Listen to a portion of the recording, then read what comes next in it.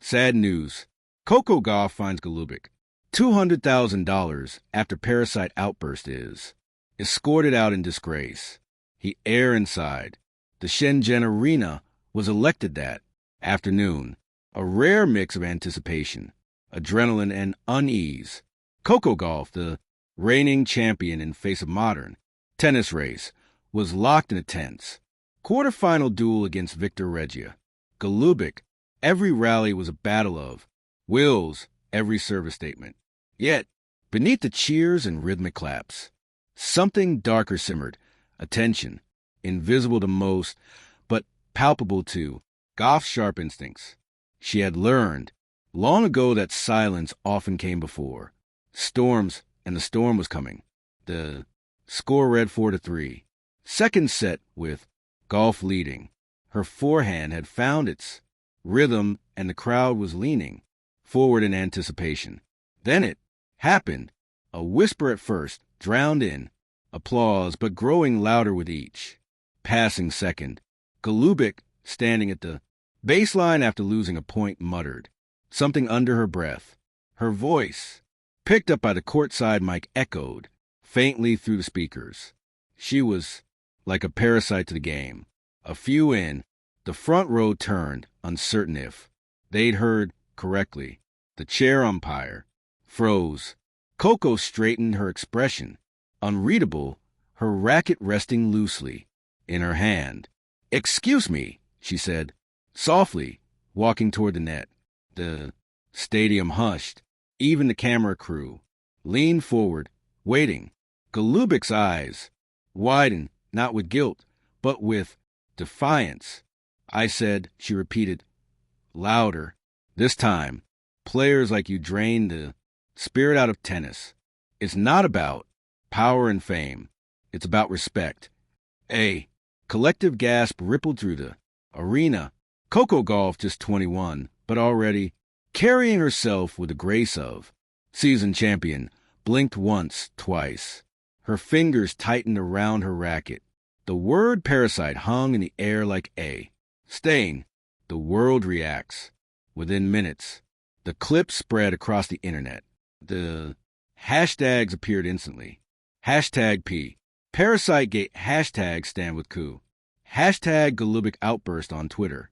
Former players and fans were outraged. Serena Williams tweeted a simple but cutting line. "When you can't match the light, you try to dim it. Proud of you, Coco. Keep shining." Billie Jean King followed with, "Sportsmanship is the soul of tennis. What happened today is a reminder that grace under fire is a real victory." Meanwhile, Gauff herself said nothing, not a word in the post-match presser, her only gesture a polite wave to the audience after sealing the match. 6-4, 6-3. She didn't celebrate. She didn't smile. She simply walked off. But inside her locker room, the silence broke. Her coach, Diego Martinez, place a hand on her shoulder. "You handled that like a queen," he said quietly. Coco exhaled slowly. "I didn't want to make it worse," she replied. "But she called me something that doesn't just go away with time." Behind the curtain, the Women's Tennis Authority, WTA, convened an emergency disciplinary hearing. Cameras weren't allowed, but leaks are faster than secrets in sports. Reports said Golubic showed no remorse. She argued that her words were taken out of context, that she was referring to media. Parasites knock off personally. But the audio was clear. The intent was unmistakable. The WTA Ethics Committee, led by a stern-faced Italian official named Maria Duca, asked off, if she wished, to press for sanctions. Coco hesitated, then nodded once. "It's not about revenge," she said. "It's about respect. Words have power. So should accountability." The ruling came 2 days later. Golubic fined $200,000 for unsportsmanlike conduct and verbal abuse, and suspended from WTA competition for 2 months pending review. The decision was met with applause and fury.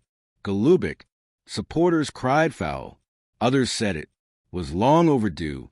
But what everyone agreed upon was this: tennis had changed. That week, the escort. The next day, Golubic was scheduled to leave the Shenzhen compound quietly. Yet, when she emerged from the player's exit, security surrounded her not for protection, but enforcement.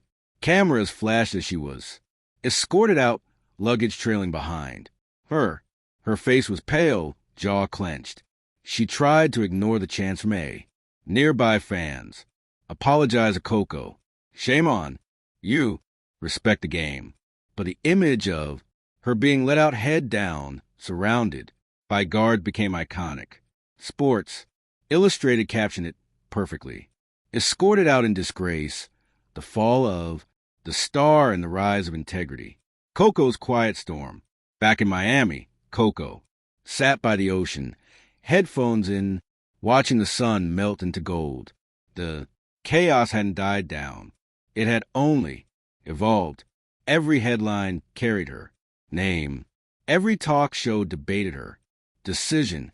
Some praised her strength. Others called her too young to dictate punishments. But she didn't care for opinions. Not anymore.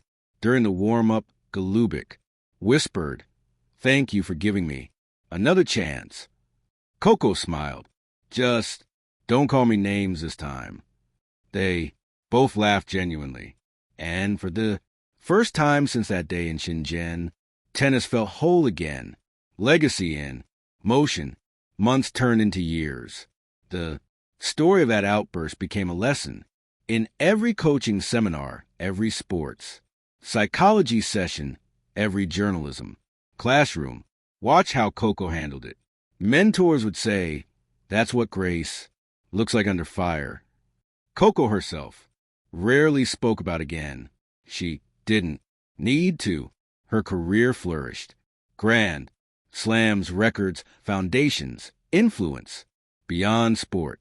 But more than trophies, she became a symbol of dignity in an age of division.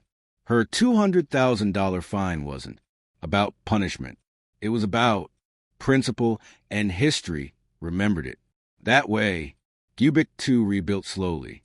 She launched an initiative called Second Serve, helping struggling players cope with mental stress and career frustration, a direct echo of her own journey. In interviews, she often said, "Coco Gauff taught me more about respect in one match than I'd learned in 20 years of playing." The final rally. Years later, when Coco Gauff retired, the world celebrated not just an athlete, but an era. At her farewell ceremony, a montage played her first major, her Wimbledon victory, her countless speeches, and among them one clip stood out that day in Shenzhen. The outburst, the silence, the poise, the crowd rose in ovation. Coco, now older but still radiant, took the microphone and smiled softly. People often asked if I regret finding her that day. She said, eyes glistening. But I don't, because what happened wasn't just about punishment. It was about protection of the spirit, of tennis, of self-respect, and of every young girl who's ever been told she doesn't belong. She paused the arena, quiet as breath, and sometimes she added, "Standing tall means standing alone, even if it costs you the applause." The crowd thundered, cameras flashed, tears flowed. In that moment, Coco Gauff was no longer just a champion. She was the conscience of a generation. Epilogue, the power of grace. Years from now, when the story of modern tennis is told, one chapter will stand out.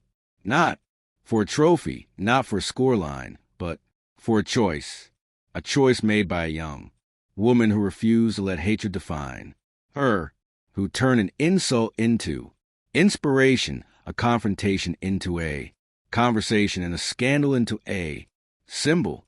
Her name was Coco Gauff, and her victory that day wasn't in point.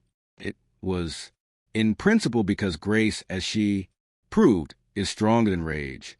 And sometimes the most powerful serve is silence. Thank you for watching. Please, don't forget to hit the subscribe button, like and share.